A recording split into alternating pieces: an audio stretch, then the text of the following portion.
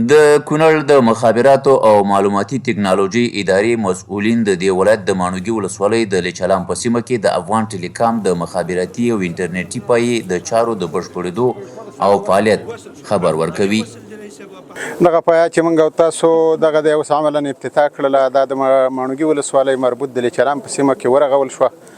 او دا اوس یې خدمات پیل کړله چې انشاءالله ولس ته به 2G او 3G خدمات پیل کړي او د دې نه به تقریبا داسې وایي د 15,000 نیولې تر 20,000 پورې کورونه چې دی دا کورنۍ دا به ترې مستفید شي او د مخابراتي خدماتو نه به یې ګټه واخلي. زمونږ ولایت غرنی ولایت دی او غټې درې دي، ولسونه ډېر ستونزې لري. امارت اسلامي په دې نږدې وخت کې تاسو وینئ چې په هره ولسوالۍ کې ډېرې اسانتیاوې رامنځته کړي دي، لیکن بیا هم موږ ته غوښتنه کوو چې په دغه برخه کې نور هم خپل ګامونه واخلي. کونړ چې غرنی ولایت بلل کېږي په تېرو 4 کلونو کې د اوارو سیمو په پرتله یې غرنۍ درې هم تر ډېره د مخابراتي او انټرنیټي پوښښ لاندې راغلي او مسولین ډاډ ورکوي چې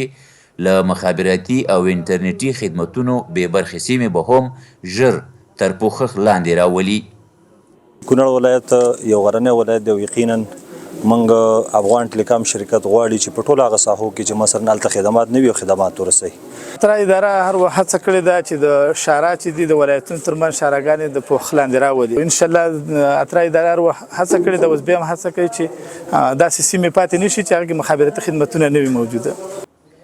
د یادولو وړ د کونړ کې د مخابراتو او معلوماتي تکنالوجۍ ریاست مسولین وایي 80% خلکو ته مخابراتي او انټرنیټي اسانتیاوې شته شوي او پاتې 10% هغو د پوښښ هڅې روانې دي.